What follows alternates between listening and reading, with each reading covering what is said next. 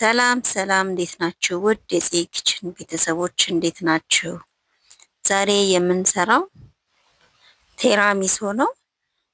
በቅድሚያ ሰብስክራይብ ያላረጋችሁ ሰብስክራይብ እንድታደርጉ በአክብሮት ጠይቃለሁ።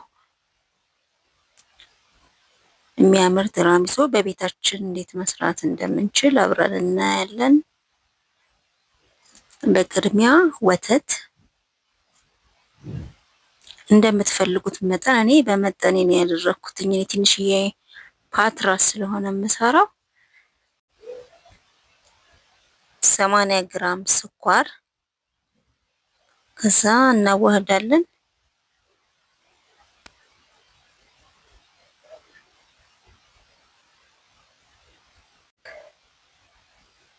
የበቆሎ ዱቄት ገና ለስን ያለው በጣም የፈላ ላይ መግባት የለበትም፣ ምክንያቱም ይጓጉላል። የበቆሎ ዱቄት ቶሎ መማሰል አለበት። ከዛ 3 እንቁላል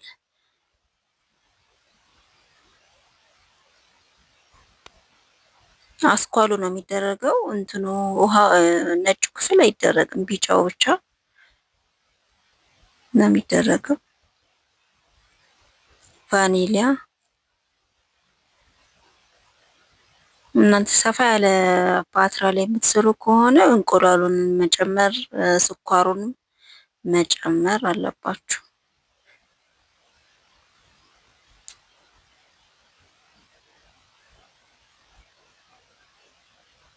እጅ ማረፍ የለበትም እንዳይጓጉል፣ እንቁላሉ ሊጓጉል ስለሚችል። የጓጎለ ካለ ብዙም ደስ አይልም። በማጥለያ ወይም ማጥለል ወይም ከቀዘቀዘ በኋላ በመምቻ መታችሁ ማስቀመጥ ያስፈልጋል።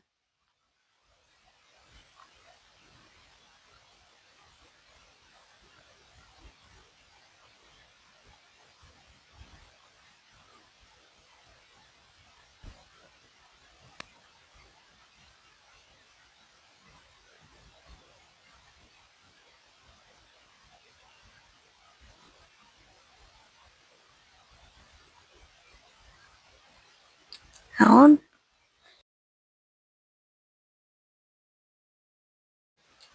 የገበታ ቅቤ እዚህ ጋር ግድ አይደለም አልልም፣ ግዴታ ነው ገበታ ቅቤ እዚህ ጋር ማድረግ። እሱ የበለጠ ጣዕም ይሰጠዋል። ከዛ ብስኩት፣ ደረቅ ብስኩት ማለት ነው። እኔ አሁን አሳድሬው ነው። ይሄ እንደዚህ ከተሰራ በኋላ ማሳደር በትኩሱ ይሄ ሊመጣ አይችልም።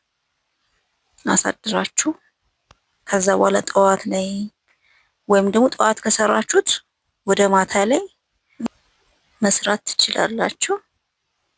ወዲያው ግን የሚሆን አይደለም፣ ማደር ወይ መዋል አለበት። ከዛ ወተት ውስጥ ስኳር አርጋችሁ ከዛ እየነከራችሁ መውጣት። እኔ ልጆችም አብረው ስለሚበሉ በወተት ነው ያደረኩት። ልጆች የማይበሉ ከሆነ የበለጠ ጥሩ የሚሆነው በኔስ ካፌ በጥብጣችሁ በሱ እየነከራችሁ ከሆነ በጣም አሪፍ ነው የሚሆነው የበለጠ ጣዕሙ።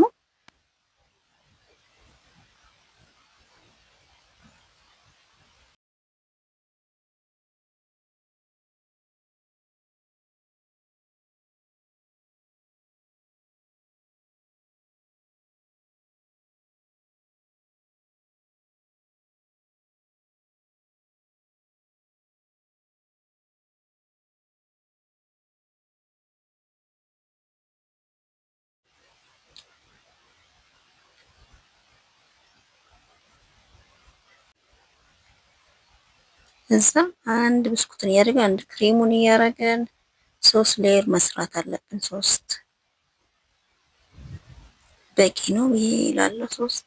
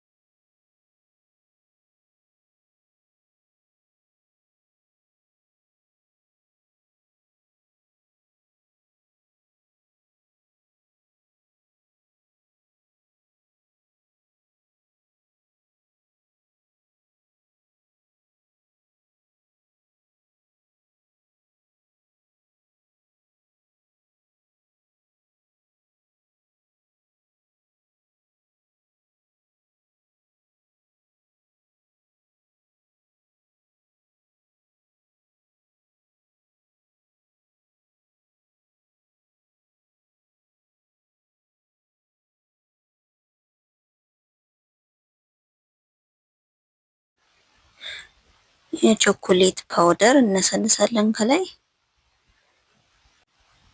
ለአንድ ሰዓት ለሁለት ሰዓት ያክል ፍሪጅ ውስጥ እናስቀምጠውና ከዛ በኋላ መጠቀም እንችላለን።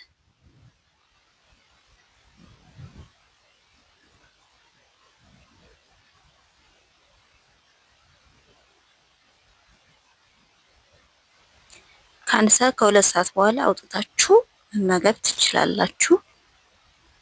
ይህን ቪዲዮ ከወደዳችሁት ላይክ፣ ሼር፣ ሰብስክራይብ እንድታደርጉ በአክብሮት እጠይቃለሁ።